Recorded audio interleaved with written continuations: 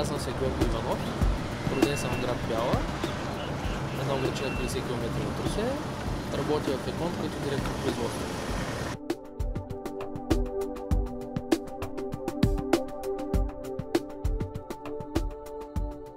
Всеки ден е различен, всеки ден се сблъсквам с различни ситуации и казуси, тъй като работата ми е свързана с транспортирането на пратките между офисите и разпределителните центрове и всеки ден има различни ситуации, които трябва да се отреагират, за да може пратките да стигнат в срок до всеки офис и клиентите да бъдат доволни.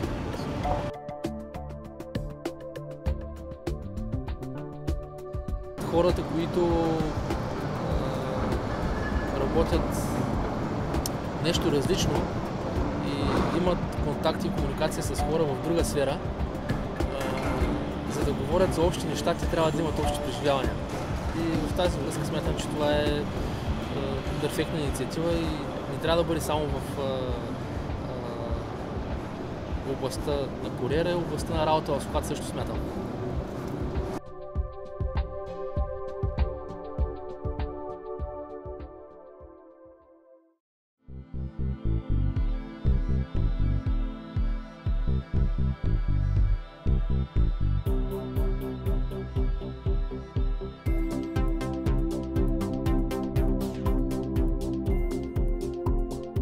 Да, беше ми лесно, тъй като района ми е познат.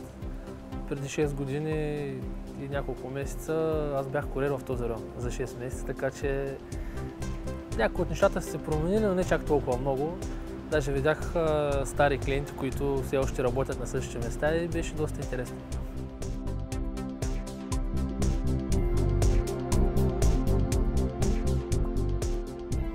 Ами, всички с нетърпение чакат да получат своята пратка. Даже имаше един-двама, които ни звъннаха да ме питат къде се намирам, кога ще отида при тях, тъй като ранния следобед са на работа и искаха да знаят дали до обяд ще си получат пратките. Съответно, долу-горе им казах колко часа ще бъда при тях, предвид, че съм си планирал маршрута. И плюс-минус 5 минути бях при тях, даже бяха много доволни, че съм бил точен с тях.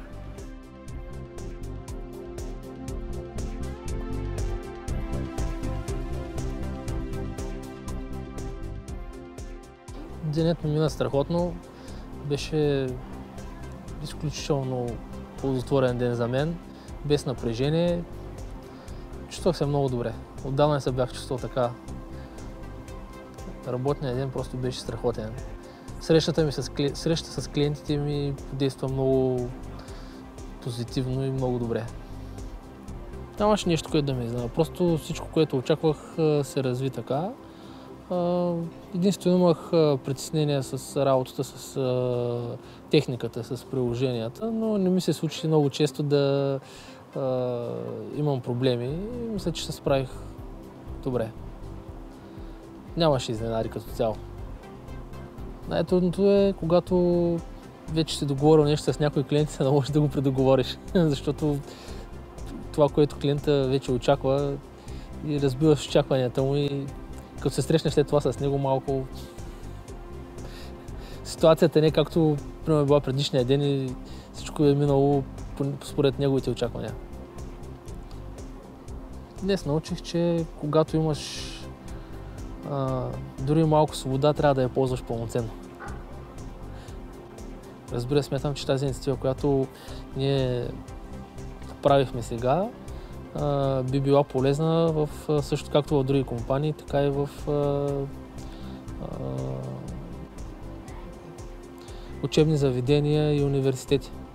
Смятам, че също там нещата, които имат възможност учениците и студентите да получават като знание, са само на теория. Практиката е много малко. При нас общо взето така се получава. Хората, които имат възможност да работят в управление, имат възможност да работят повече с документи и по-малко с практическа част. И когато се сблъскаш с практиката и свържеш реалността с събитията по документи, нещата просто скажеш, сега вече ми става ясно, когато се обадя, защо ми говорят така.